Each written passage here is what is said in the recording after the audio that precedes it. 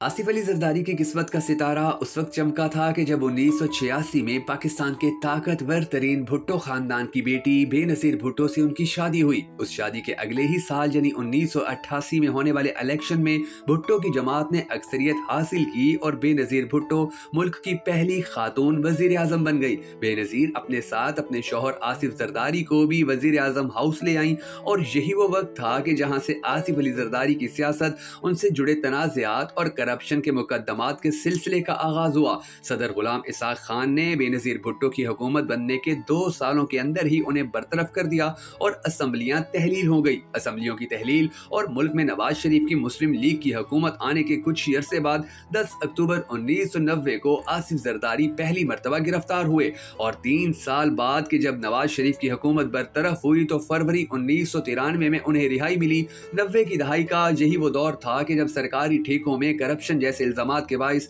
सदर जरदारी के नाम के साथ मिस्टर 10% का लफ्ज जोड़ा गया।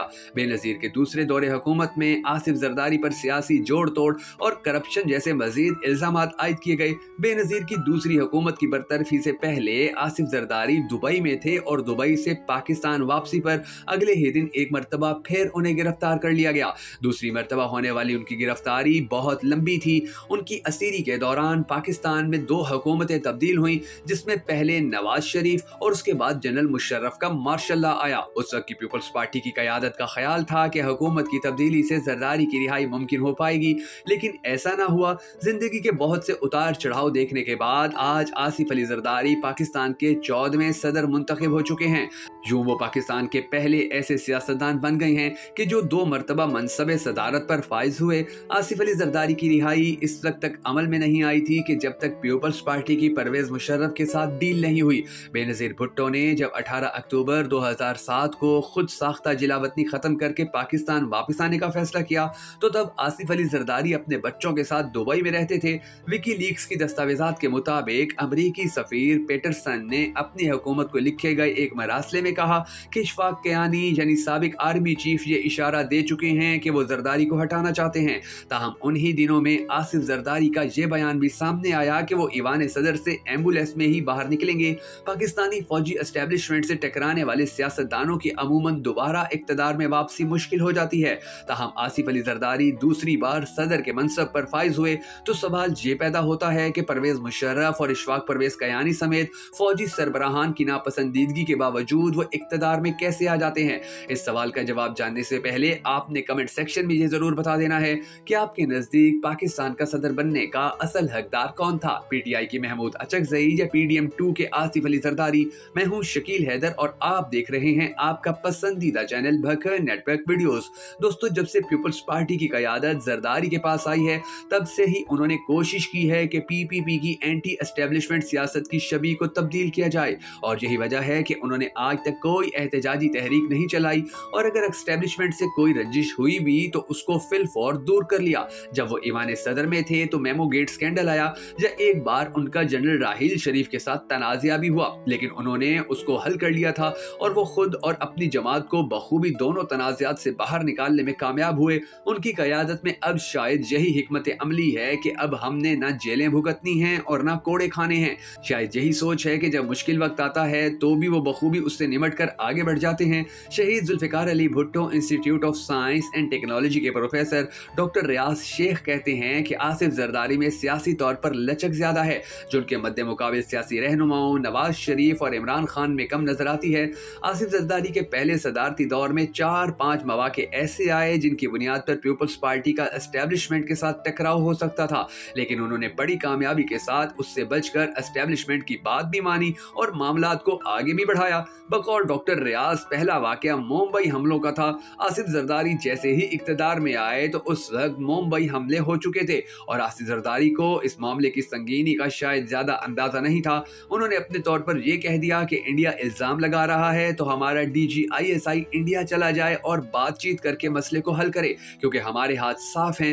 फौज ने उनके इस बयान पर तहफ्फुज़ात का इजहार किया, जिसके बाद उन्होंने एक और बयान में कह दिया कि DGISI नहीं जाएगा। आज सवाल यह है कि आखिर आसिफ अली जरदारी ने सदारती मनसब का ही इंतखाब क्यों किया। इसका जवाब बड़ा ही दिलचस्प है। दरअसल सदर को आईनी तौर पर इस्तिस्ना हासिल होता है। पाकिस्तानी आइन और कानून के मुताबिक जब तक सदर ममलिकत ईवान में होते हैं उनके खिलाफ कोई कार्रवाई नहीं हो सकती और ना ही कोई मुकदमा दायर हो सकता है। पाकिस्तान एक पार्लिमानी निज़ाम है जिसमें असल अख्तियार वज़ीर आज़म के पास होता है। तो आसिफ जरदारी ये तासुर देंगे कि जो काम हो रहा है वो तो मुस्लिम लीग नून की हुकूमत और उसका वज़ीर आज़म कर रहा है, और 18वीं आईनी तरमीम के बाद तो सदर के अख्तियारात कुछ खास हैं ही नहीं, तो इसलिए हुकूमती फैसलों का दोष पीपल्स पार्टी को नहीं दिया जा सकता।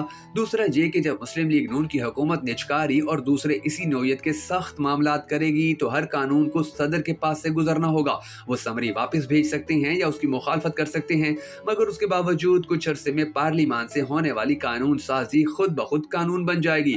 मगर दूसरी जानिब मुमकिन तौर पर सदर को मकबूलियत मिलेगी कि उन्होंने अवाम दुश्मन बिल पर दस्तखत नहीं किए और अवामी एजेंडे पर बात की। इस सूरत में बदनामी मुस्लिम लीग नून की हुकूमत की होगी, जबकि सदर अपना काम करके अवामी हमदर्दी भी लेंगे और सदारती काम भी चलते रहेंगे। ताहम बड़े बड़े लोग आसिफ जरदारी की जानिब से सदारत संभालने के फैसले को कमजोर फैसला करार देते हैं। उनका ख्याल है कि पीपल्स पार्टी की ये सोच है कि बज़ाहिर ये हुकूमत ज्यादा नहीं चलेगी, क्योंकि हुकूमत को बहुत से मुआशी और सिक्योरिटी के संगीन मामले दरपेश होंगे। लिहाजा फिलवक्त कोई बड़ी जिम्मेदारी ना ली जाए, क्योंकि अगर हुकूमत का हिस्सा बनते हैं तो जिम्मेदारी लेनी पड़ेगी। लिहाजा सिर्फ आईनी ओहदे लिए जाएं, जिसका मतलब गवर्नर्स और सदारत वगैरह, जो 5 साल तक चल सकें। आसिफ जरदारी जिस सियासी माहौल में ईमान सदर में बैठेंगे, इसमें उन्हें तवाज़ुन के साथ चलना होगा। एक तरफ खैबर पख्तूनख्वा में इमरान खान की हुकूमत होगी, कई ऐसी चीजें हैं कि जिसमें वो वफाकी हुकूमत से राब्ता करेंगे और जब जवाब नहीं मिलेगा तो फिर वो सदर से राब्ता कर सकते हैं। इसके अलावा पंजाब हुकूमत को भी बैलेंस करके चलना पड़ेगा। सदर एक आईनी ओहदा है और इसको इंतजामी फैसले नहीं करने होते। वो मुक्तदरा और इंतजामिया के दरमियान एक पुल हैं और सूबों के दरमियान भी वो फेडरेशन की अलामत हैं, तो उनकी हैसियत तो अलामती है, इसलिए उनके लिए कोई खास चैलेंज नहीं होगा। लिहाजा उनको चाहिए कि हुकूमत को चलने दें, मुक्तदरा और हुकूमत के दरमियान अच्छे ताल्लुकात की कोशिश करें, सूबों में हम आहंगी रखने की कोशिशें करें और फैसला साजी मुस्बत अंदाज में करें। मुस्लिम लीग नून को यकीन है कि वो रुकावट नहीं बनेंगे, इसीलिए खुशी खुशी सदारत पर इत्तफाक कर लिया गया है। अगर उन्हें शक व शुबा होता कि ये कोई मुश्किलात पैदा करेंगे तो मामलात इतनी आसानी से तय ना हो पाते। नून लीग में शहबाज शरीफ का तर्ज सियासत आसिफ जरदारी के तर्ज सियासत से मेल खाता है, यानी मफामत की सियासत। दोनों एस्टेब्लिशमेंट के साथ मामलात निभाने में माहिर हैं, इसीलिए इस बार शायद तकरार जल्दी ना हो। दोस्तों, अगर आपको हमारी ये वीडियो पसंद आई हो तो भक्कन नेटवर्क वीडियोस को सपोर्ट करने के लिए इसे शेयर और लाइक जरूर कर दीजिएगा।